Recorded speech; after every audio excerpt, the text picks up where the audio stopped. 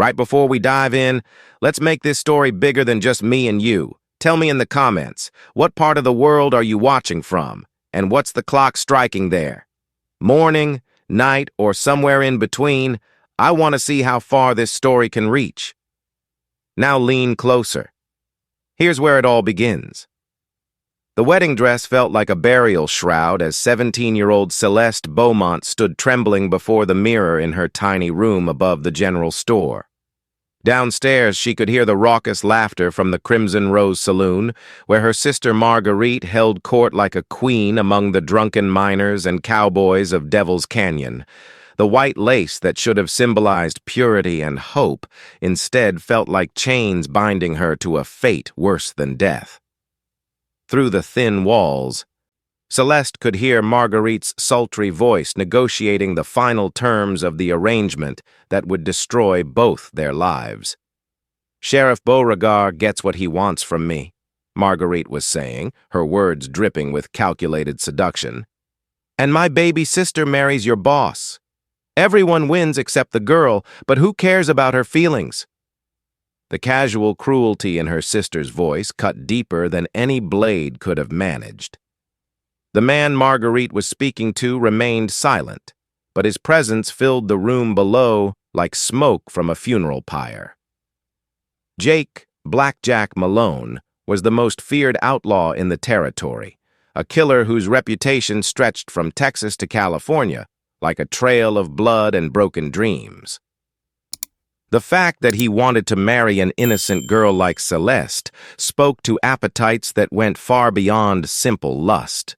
This was about power, possession, and the pleasure of corrupting something pure. Céleste pressed her ear to the floor, straining to hear every word of the conversation that was sealing her doom.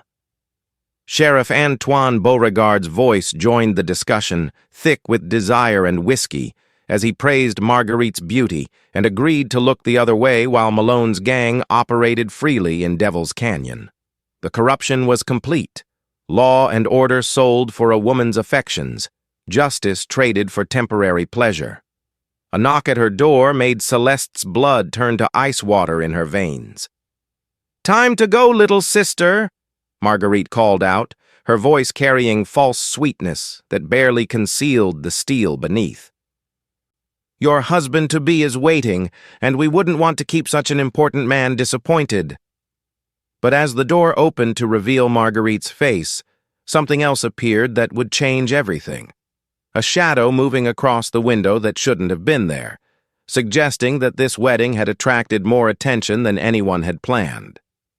3 months earlier, Marguerite Beaumont had arrived in Devil's Canyon like a desert storm, beautiful, dangerous, and capable of reshaping everything in her path. She came with nothing but stunning looks, a sharp mind, and her innocent younger sister Céleste in tow, fleeing from debts and scandals back east that would have destroyed lesser women. Within a week, she had secured employment at the Crimson Rose Saloon, and within a month, she owned it through a combination of charm, cunning, and carefully applied leverage. The transformation of quiet, God-fearing Céleste from protected younger sister to valuable commodity had been gradual and methodical.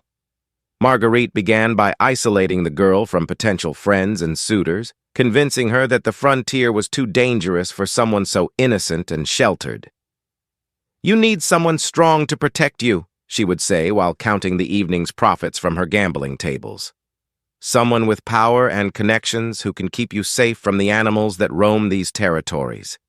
Sheriff Beauregard had been an easy target for Marguerite's manipulations, a lonely widower who wore his authority like armor but craved the warmth of feminine attention more than he craved justice. She had seduced him slowly, methodically, making him believe that her affections were genuine while using his infatuation to gather information about the territory's criminal activities. Every kiss was calculated, every whispered endearment designed to tighten the invisible chains she was wrapping around his heart. The arrival of Black Jack Malone's gang had presented Marguerite with an opportunity too profitable to ignore. The outlaw leader's reputation for violence was matched only by his taste for young, innocent women, preferences that made Céleste the perfect bargaining chip in negotiations that would make Marguerite rich and powerful beyond her wildest dreams. She began planting seeds of the idea carefully, making Beauregard believe that marrying Céleste to Malone would bring peace to the territory. But Marguerite had made one crucial error in her calculations. She had never bothered to learn anything about the quiet stranger who worked as a blacksmith on the edge of town. Lucien Moreau kept to himself, spoke little, and seemed to pose no threat to anyone's plans. What she didn't know was that some secrets ran deeper than any scheme she could devise, and some men were far more dangerous when they appeared harmless than when they wore their threats openly. Céleste had fallen in love with Lucien Moreau the first time she saw him working at his forge, his strong hands shaping metal with an artist's precision while sweat glistened on his shoulders in the desert heat. There was something noble about him that set him apart from the rough men who populated Devil's Canyon. A gentleness in his dark eyes that spoke of education and refinement hidden beneath the working man's exterior. Their courtship had been conducted in stolen moments and secret glances, brief conversations when Marguerite was occupied with her schemes and Sheriff Beauregard was making his rounds.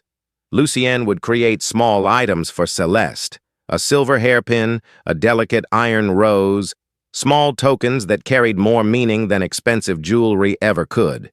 In return, she would bring him books from the small collection she had managed to save from their flight east, and they would discuss literature and philosophy like educated people rather than frontier survivors.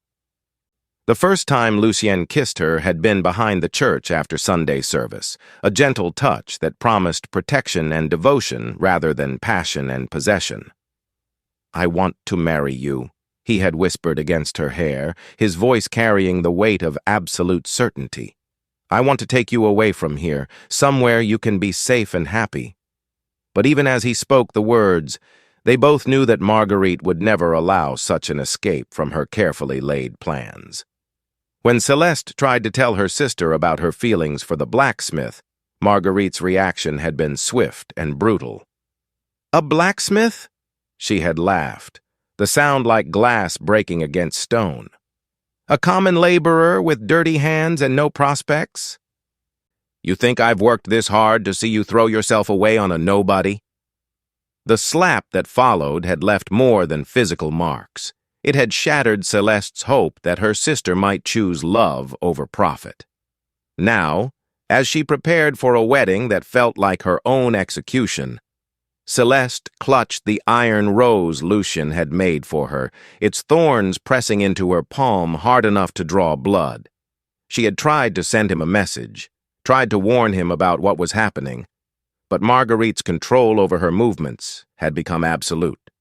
All she could do was pray that somehow, somewhere, someone would find the courage to stand up against the forces that were destroying her life. Lucien Moreau stood in his forge as the sun set behind the canyon walls.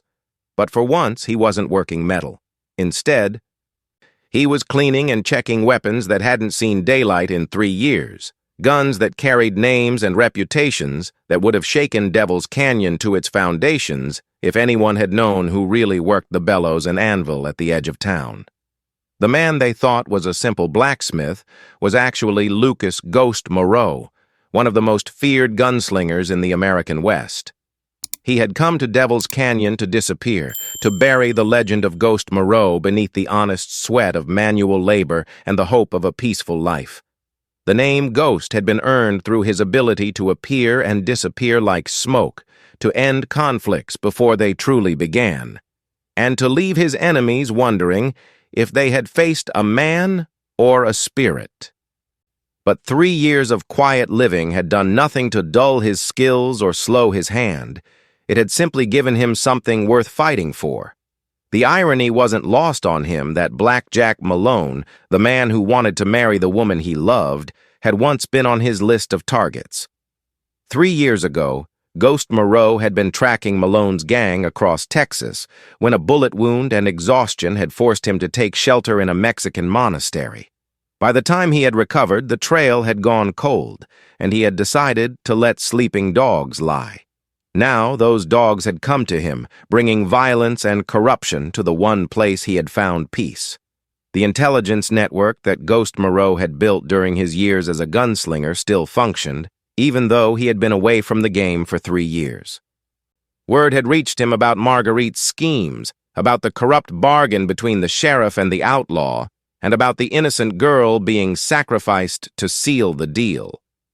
What the conspirators didn't know was that their carefully laid plans had just collided with a force of nature they couldn't comprehend. As he strapped on his gun belt for the first time in 3 years, Lucien felt the familiar weight of death settling around his shoulders like an old coat. The peaceful blacksmith was disappearing, replaced by something harder and more dangerous, a ghost returning from the grave to settle accounts that should have been balanced long ago. Tomorrow there would be a wedding in Devil's Canyon, but not the one anyone was expecting. The wedding preparations proceeded with all the false ceremony of a performance staged for an audience that knew the script was pure theater. Marguerite fluttered about the church like a butterfly made of poison, arranging flowers and checking details, while Sheriff Beauregard watched her with the besotted expression of a man who believed he had found true love. Neither of them noticed the subtle changes in the town's atmosphere, the way certain conversations stopped when they passed, the careful positioning of men who seemed to be ordinary cowboys but moved with military precision. Black Jack Malone arrived with 3 of his most trusted lieutenants, men whose reputations for violence preceded them like the smell of brimstone.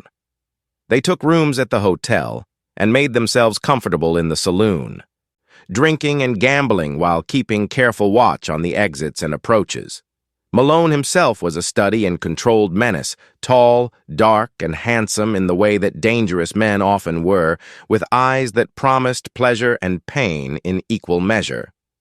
Céleste spent the morning in her room, ostensibly preparing for the ceremony, but actually writing what she believed would be her final letter to the world.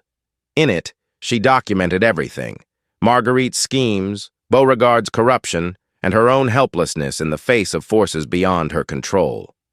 She sealed the letter and hid it beneath her mattress, hoping that someday someone would find it and understand that she had not gone willingly to her fate. Dr. Francois Dubois, the town's physician and one of the few educated men in Devil's Canyon, had noticed things that others missed.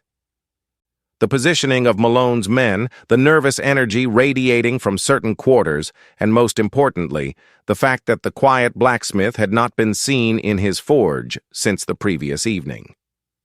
As a man who had served as a battlefield surgeon during the Civil War, he recognized the signs of impending violence with the clarity of hard-earned experience. As the church bells began to ring for the ceremony, calling the town to witness what they believed would be a simple frontier wedding, none of the major players understood that they were actually being called to a reckoning that had been 3 years in the making. The ghost was about to walk among them, and the only question was how many would survive the encounter. The church filled with an odd mixture of genuine townspeople and dangerous men masquerading as wedding guests, creating an atmosphere that crackled with barely contained tension. Marguerite sat in the front pew wearing a dress that cost more than most families earned in a year, her beauty on full display as she played her role as the loving sister. Sheriff Beauregard stood beside her, his chest puffed with pride at being associated with such a stunning woman, completely unaware that he was being used as thoroughly as a tool in a blacksmith shop. Black Jack Malone waited at the altar with the patience of a predator who knew his prey had no escape, his dark eyes fixed on the church doors with anticipation that bordered on hunger. He was dressed in his finest clothes, a black suit that made him look like a prosperous businessman rather than a killer, but the guns beneath his coat were readily accessible to anyone who knew what to look for. His men were scattered throughout the congregation, their hands never far from their weapons, despite the sacred setting. When the music began and Céleste appeared at the back of the church, A collective intake of breath rippled through the assembled crowd. She was heartbreakingly beautiful in her white dress, but her face carried the expression of a martyr walking toward execution rather than a bride approaching her beloved. Her eyes searched the congregation desperately, looking for any sign of rescue or reprieve, but finding only the faces of strangers and enemies. Dr. Dubois noticed that several of the church's regular attendees were absent, including some of the town's more prominent citizens who might have objected to what was clearly a forced marriage. He also noticed that the stranger in the back pew, a man whose face was hidden beneath a wide-brimmed hat, seemed to be paying more attention to Malone's men than to the ceremony itself. Something was definitely wrong with this picture, but he couldn't quite put his finger on what it was.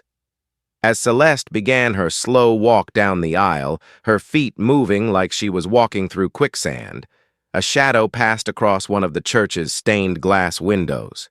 It was subtle, barely noticeable, but it suggested that not everyone who would attend this wedding was already inside the building.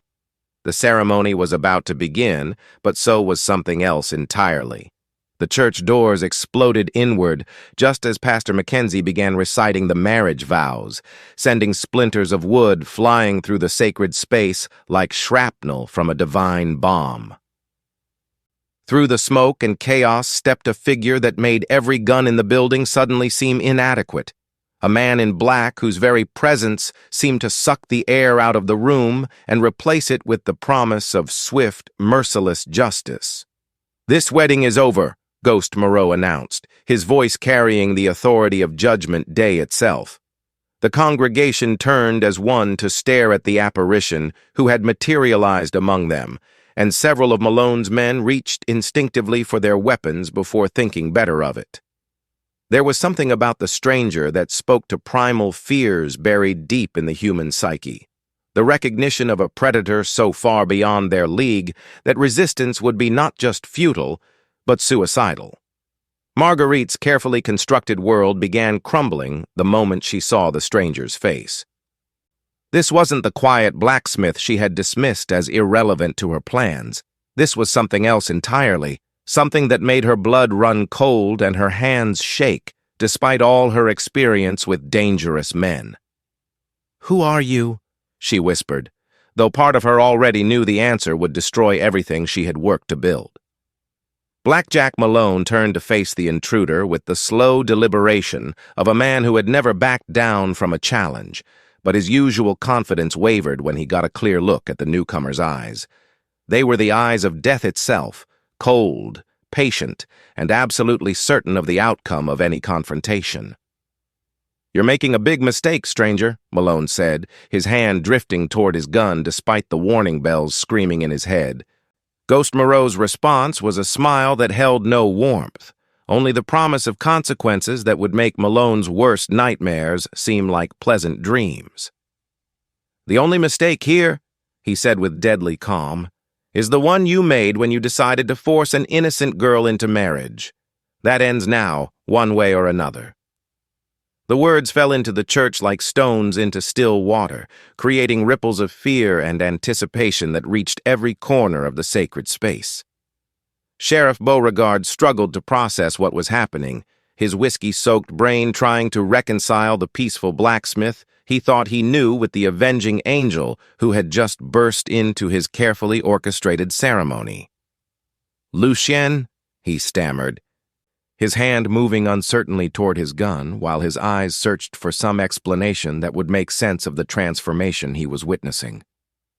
"My name is Lucas Moreau," the gunslinger replied, his voice carrying across the church like a death sentence. "Though most people know me by another name, Ghost." The revelation hit the congregation like a physical blow, and several people actually dove for cover behind the pews as the implications of hosting a legend became clear. This wasn't just any gunfighter. This was the phantom who had cleaned up half the frontier before disappearing into myth 3 years ago. Malone's face went pale as the pieces of the puzzle fell into place with sickening clarity. He had heard the stories, of course.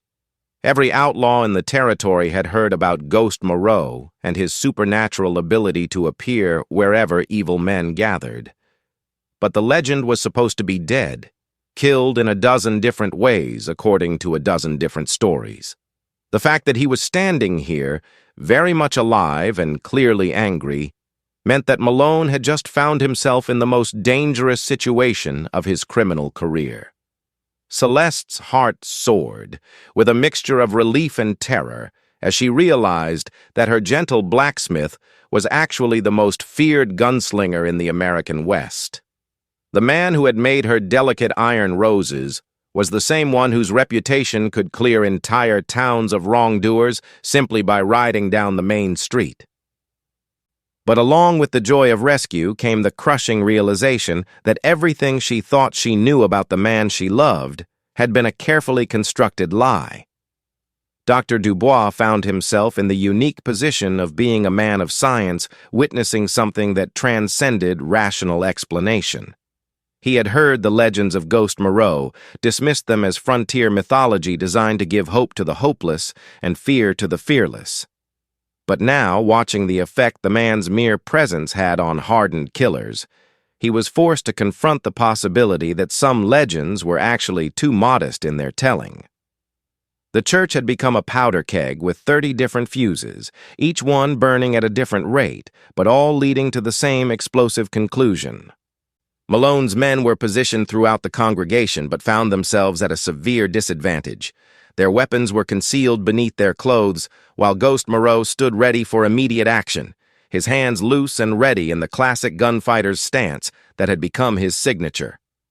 "You can't take us all," Snake Davidson, Malone's lieutenant, called out from his position near the organ, trying to project confidence he didn't feel. "There's 6 of us and 1 of you. Even Ghost Moreau can't beat those odds." But his voice cracked slightly on the last words, betraying the fear that was eating at his courage like acid through metal. Ghost's response was a laugh that held no humor, only the dark amusement of a professional hearing amateur tactics explained to him by children. 6 of you," he agreed, his eyes tracking each target with predatory precision.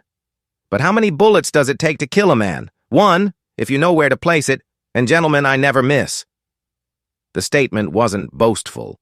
It was simply factual, delivered with the calm certainty of a man stating that water was wet or fire was hot.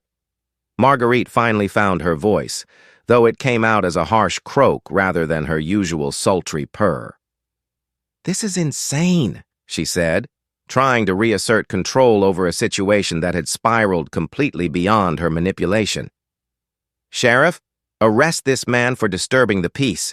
He's threatening innocent people in a house of God." But her words fell flat in the face of Ghost's overwhelming presence, and even she could hear how hollow they sounded. Sheriff Beauregard's hand hovered over his gun. Torn between his duty as a lawman and his growing understanding that he was facing something far beyond his ability to handle.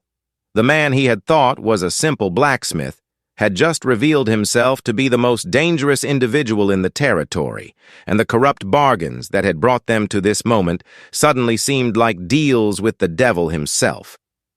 "Stand down, Ghost," he said without much conviction. "There's been no crime committed here." Ghost Moreau's gaze shifted to Sheriff Beauregard with the intensity of a surgeon's scalpel, cutting through layers of deception and self-justification to expose the rot beneath. "No crime?" he asked, his voice carrying the kind of quiet menace that made strong men reconsider their life choices. "Forcing an innocent girl to marry a known killer? Taking bribes to allow outlaws to operate freely in your territory? Betraying your oath to protect and serve?" Each accusation hit like a physical blow, stripping away Beauregard's authority and revealing the corrupt coward beneath. The congregation gasped as the full scope of the conspiracy became clear, understanding for the first time that they had been witnessing not a wedding, but a transaction between criminals. Voices began rising in anger and disgust as ordinary citizens realized how thoroughly they had been betrayed by the man they had trusted to keep them safe. The legitimacy that Marguerite and Beauregard had worked so hard to maintain crumbled like a house built on sand. Céleste found her voice for the first time since entering the church, her words cutting through the chaos with crystalline clarity. "He's telling the truth," she said, her voice growing stronger with each word. "My sister sold me to that monster to secure her arrangement with the sheriff. I never consented to this marriage. I was forced into it through threats and manipulation." The admission freed something inside her, replacing fear with righteous anger at the injustices that had been done in the name of family loyalty. Black Jack Malone realized that his carefully planned acquisition was turning into a public relations disaster that could destroy his gang's ability to operate in the territory. "Enough talk," he snarled, his hand finally moving toward his gun despite the obvious danger. "I paid good money for that girl, and I'm not leaving empty-handed. If you want her, Ghost, you're going to have to go through me to get her." The challenge hung in the air like the moment before thunder, when lightning has struck, but the sound hasn't yet reached human ears. Ghost Moreau's expression didn't change, but something shifted in the atmosphere of the church, a tension that made everyone present understand they were about to witness either a miracle or a massacre, depending entirely on which side of the guns they found themselves occupying. The draw was so fast that most people in the church didn't even see Ghost's hand move. One moment his arms were relaxed at his sides, and the next his Colt was smoking in his grip while Snake Davidson crumpled to the floor beside the organ, his own weapon still halfway out of its holster. The shot had been surgically precise, disabling rather than killing, but the message was unmistakable. Resistance was not just futile, but actively dangerous to one's health. Panic erupted throughout the congregation as ordinary townspeople scrambled for cover behind pews and under prayer benches, while Malone's remaining men tried to decide whether to fight or flee. The smart ones chose flight, slipping out through side doors and windows with the speed of rabbits escaping a hawk. The stupid ones went for their guns and quickly discovered why Ghost Moreau had become a legend. 2 more shots rang out in rapid succession, each one finding its mark with mathematical precision. Iron Mike Murphy went down clutching a shattered shoulder, while Razor Pete's gun hand became a mangled ruin that would never threaten anyone again. Ghost moved through the chaos like a force of nature, untouchable and unstoppable, his weapons speaking with the voice of divine judgment against those who preyed upon the innocent. Sheriff Beauregard finally drew his weapon, but his hands were shaking so badly that he could barely hold it steady. "Stop this madness!" he screamed, his voice cracking with hysteria and fear. "I'm a sworn officer of the law. You can't just come in here and shoot up my town." But his words carried no authority. He had sold that along with his integrity when he made his deal with Marguerite. Black Jack Malone found himself standing alone at the altar, his back up, dead or disabled, facing the most dangerous man in the American West with nothing but his own reputation for protection. "You want to settle this like gentlemen?" he asked, his voice steady despite the sweat pouring down his face. "Fair draw? Winner takes all?" It was a desperate gambit, but it was the only chance he had left to salvage something from the wreckage of his plans. Ghost Moreau holstered his smoking Colt with deliberate ceremony, the action creating a moment of perfect silence in the chaos-filled church. "Fair draw," he agreed, his voice carrying across the sacred space like a death sentence pronounced by a hanging judge. "But understand this, Malone. When you lose, and you will lose, your gang leaves this territory and never comes back. The girl goes free, and the corruption in this town dies with you." The remaining members of the congregation pressed themselves against the walls, creating a circular arena around the 2 gunfighters while staying far enough back to avoid being caught in the crossfire. Dr. Dubois found himself in the surreal position of preparing to treat gunshot wounds in a church during what was supposed to be a wedding ceremony, his medical bag already open and his hands steady despite the extraordinary circumstances. Marguerite watched her carefully constructed empire crumbling around her with the helpless rage of someone who had overplayed their hand and lost everything. The beautiful saloon girl who had seduced a sheriff and sold her sister was about to see all her schemes destroyed by a man she had dismissed as irrelevant.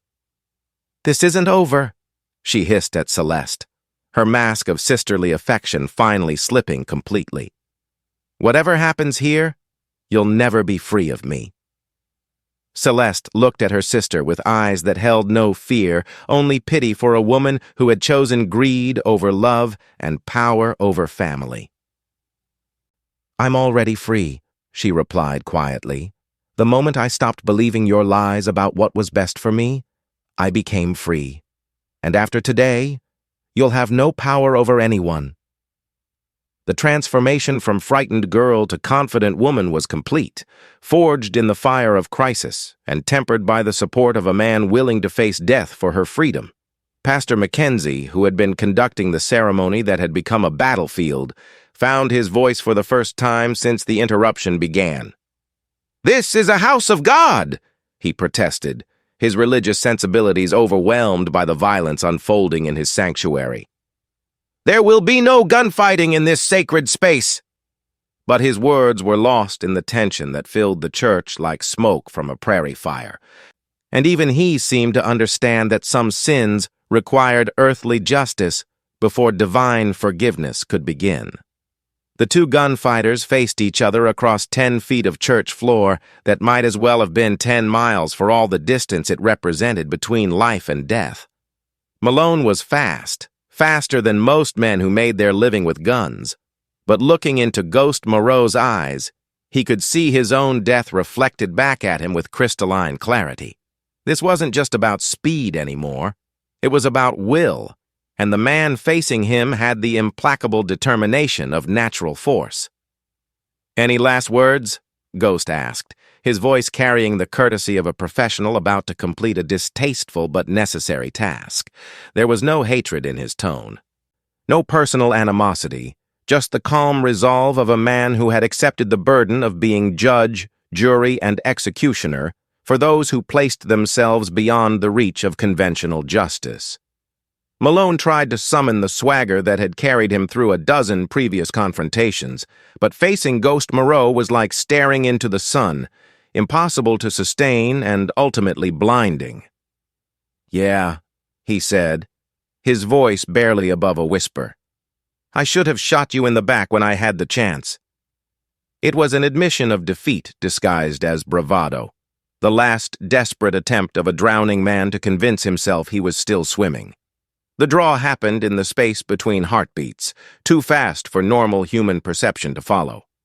One moment both men were standing ready, and the next Ghost's gun was in his hand while Malone's weapon was falling from nerveless fingers as he stared down at the spreading red stain on his chest. The shot had been perfect, instantly fatal, but allowing enough time for final understanding to dawn in the outlaw's eyes. Black Jack Malone fell to his knees in front of the altar, his hands clutching uselessly at the wound that was already beyond any earthly healing. "How?" he gasped, his voice filled with the wonder of a man discovering that legends were actually conservative in their telling. "How is anyone that fast?" But Ghost had already turned away, dismissing the dying man as a problem solved rather than a person worthy of conversation. Sheriff Beauregard stood frozen with his gun half drawn, realizing that he was now the primary target of a man who had just demonstrated why his reputation was built on substance rather than speculation. "I surrender," he said quickly, dropping his weapon and raising his hands. "I don't want any trouble with you, Ghost. Maybe we can work something out, come to some kind of arrangement." But his words carried the desperation of a man who knew he was bargaining from a position of complete weakness. Ghost turned his attention to the corrupt lawman with the same dispassionate focus he had given to Malone, evaluating threat levels and determining appropriate responses with mechanical precision. "The only arrangement you'll be making is with a federal marshal," he said quietly. "Your badge is forfeit, your authority is revoked, and your future involves a long stay in a territorial prison."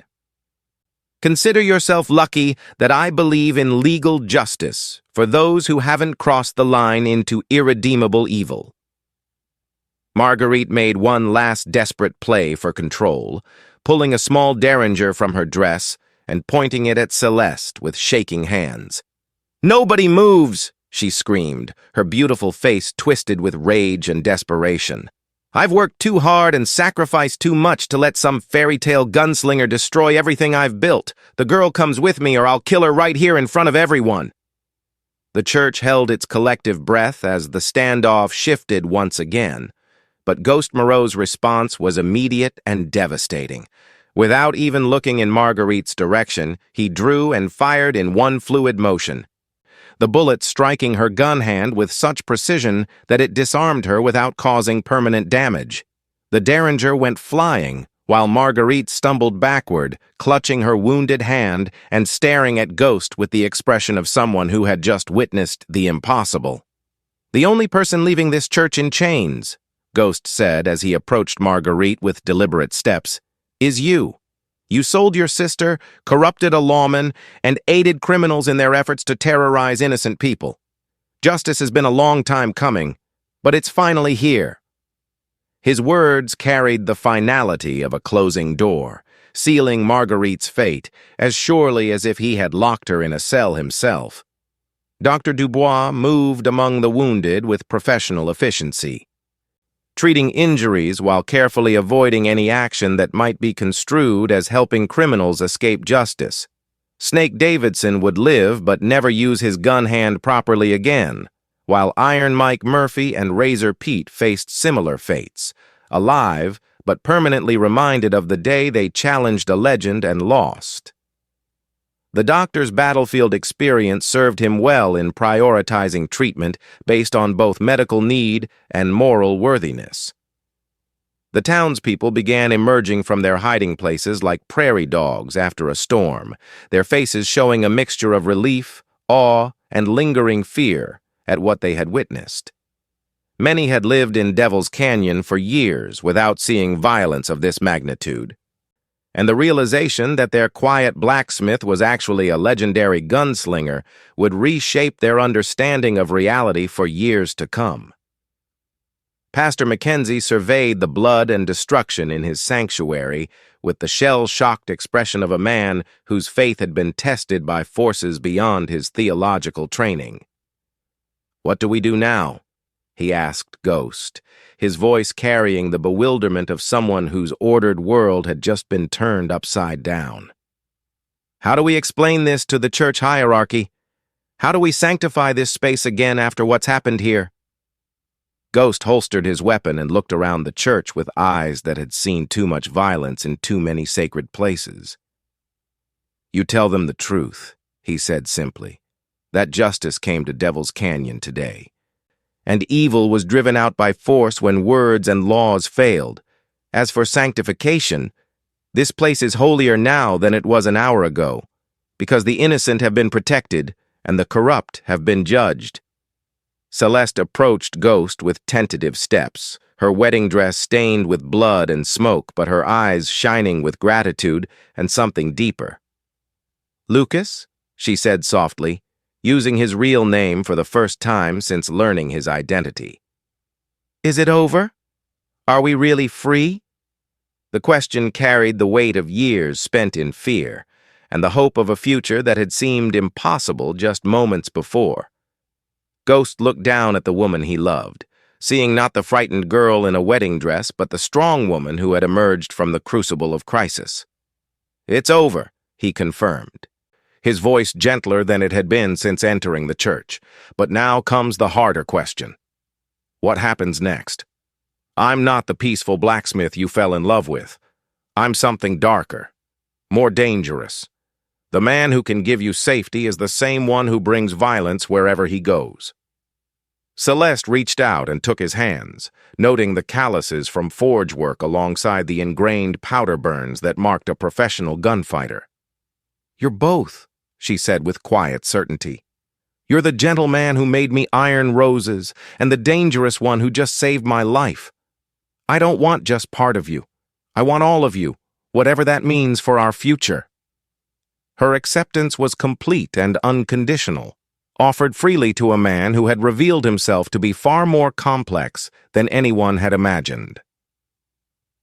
The sound of approaching horses drew everyone's attention to the church doors, where a group of federal marshals was dismounting with the efficient movements of men who had been expecting trouble. Their leader, a grizzled veteran named Marshal Thompson, entered the church and surveyed the scene with eyes that had witnessed every variety of frontier violence. "Ghost Moreau," he said with a mixture of respect and resignation. "I should have known you were involved when the reports started coming in about corruption in Devil's Canyon." Ghost nodded to the marshal with the easy familiarity of men who had worked together before, though on opposite sides of the law enforcement spectrum. "Marshal Thompson," he replied formally. "I've got a corrupt sheriff, a criminal conspiracy, and several wounded outlaws ready for transport to territorial prison. The paperwork should be fairly straightforward." The casual way he discussed the aftermath of violence spoke to years of experience in cleaning up messes that conventional law enforcement couldn't handle. Marshal Thompson looked around the blood-spattered church and shook his head with rueful admiration.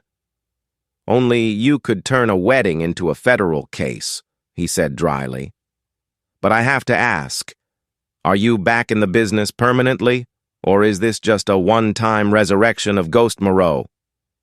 The question carried implications that reached far beyond Devil's Canyon, touching on the balance of power across the entire frontier.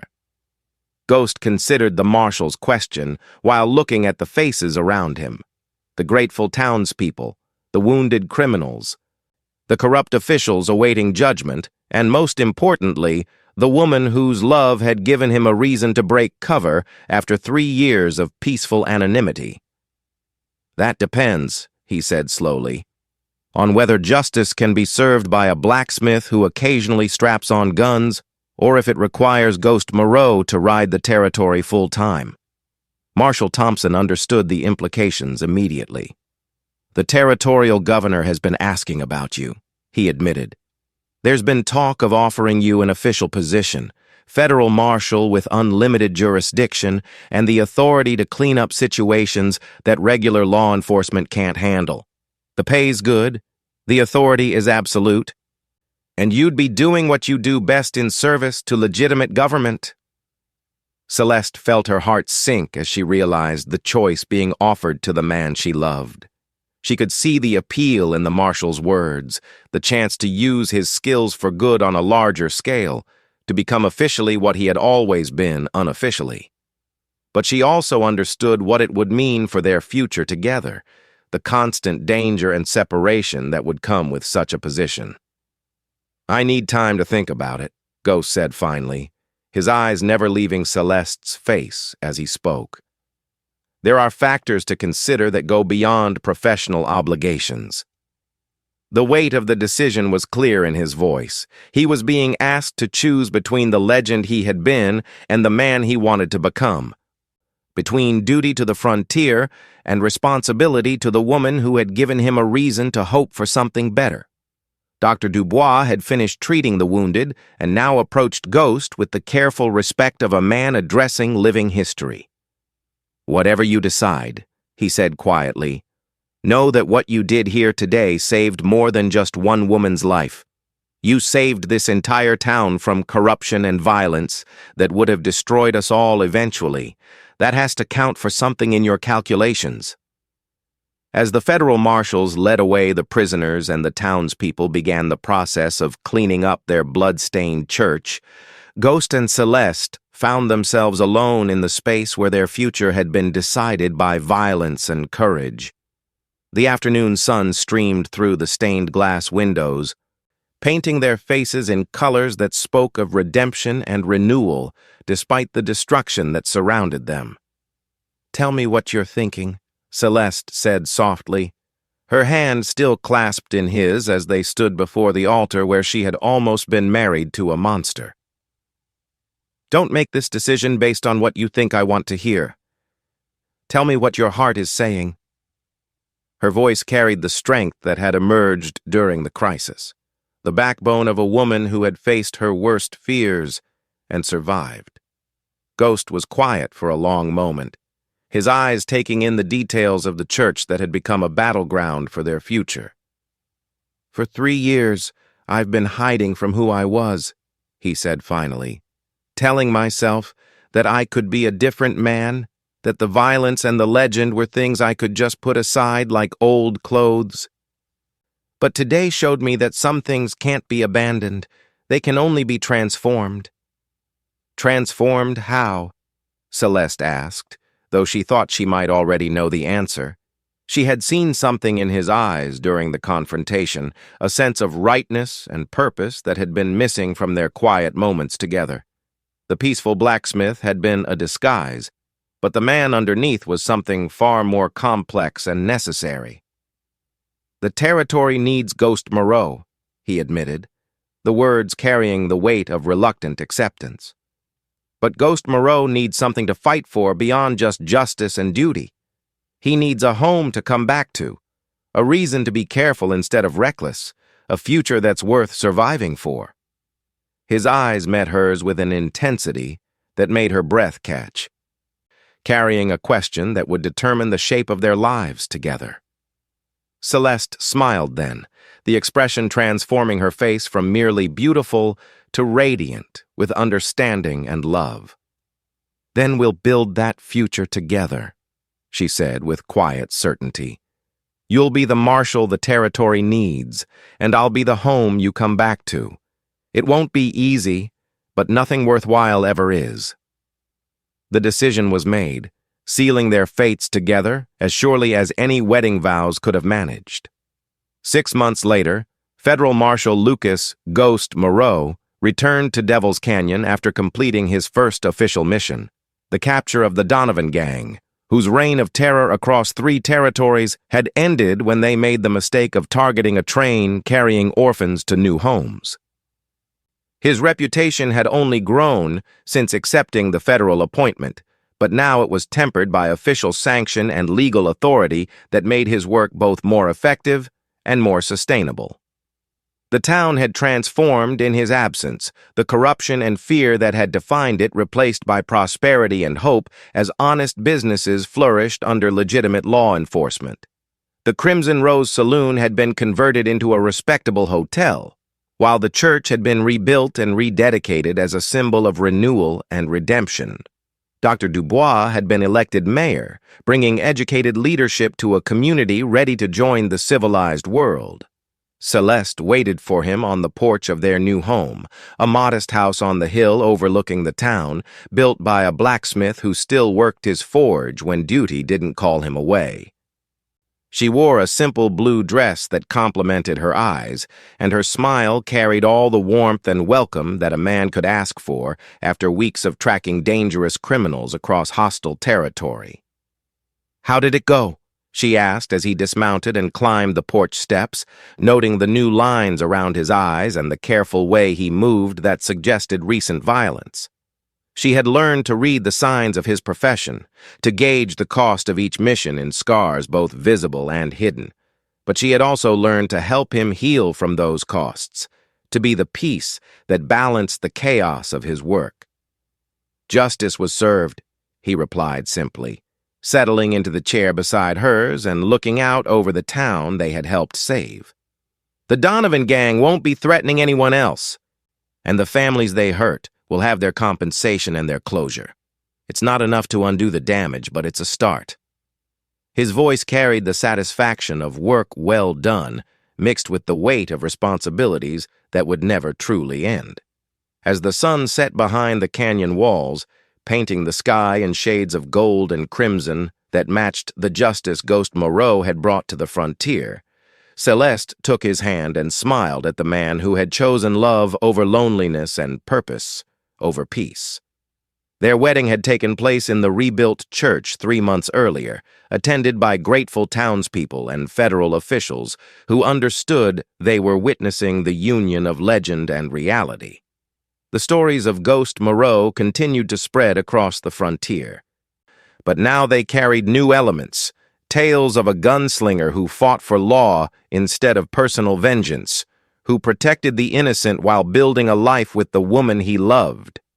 Children in distant territories would grow up hearing about the marshal who could appear anywhere justice was needed and who always returned home to the wife who waited for him with unwavering faith. Marguerite Beaumont was serving 15 years in territorial prison, her beauty fading behind bars while she contemplated the choices that had led her from saloon queen to convicted criminal. Sheriff Beauregard had been stripped of his badge and sentenced to 10 years for corruption, his false authority revealed as the hollow shell it had always been. The corrupt bargains that had once defined Devil's Canyon were replaced by honest governance and legitimate prosperity. Dr. Dubois often remarked to visitors that he had witnessed the birth of a new kind of legend that night in the church, not just a gunslinger or a lawman, but a symbol of what the frontier could become when good men chose to stand up for what was right. The transformation of Devil's Canyon from a haven for corruption to a model of frontier justice became a template for other communities seeking to escape their violent pasts. As Ghost held his wife close on their porch, watching stars emerge in the darkening sky above the town they had helped save, he understood that he had found something rarer than fast draws or accurate shooting. He had found purpose that went beyond personal satisfaction, and love that could survive the dangers of living as a legend. The Ghost had become a man, the man had become a marshal, and the marshal had become something even more important. A husband who would always find his way home to the woman who had given him a reason to live as well as fight. In Devil's Canyon, where corruption had once reigned supreme, justice now wore a badge, and love had conquered fear, proving that even in the wildest territories, heroes could find their happy endings if they were willing to fight for them.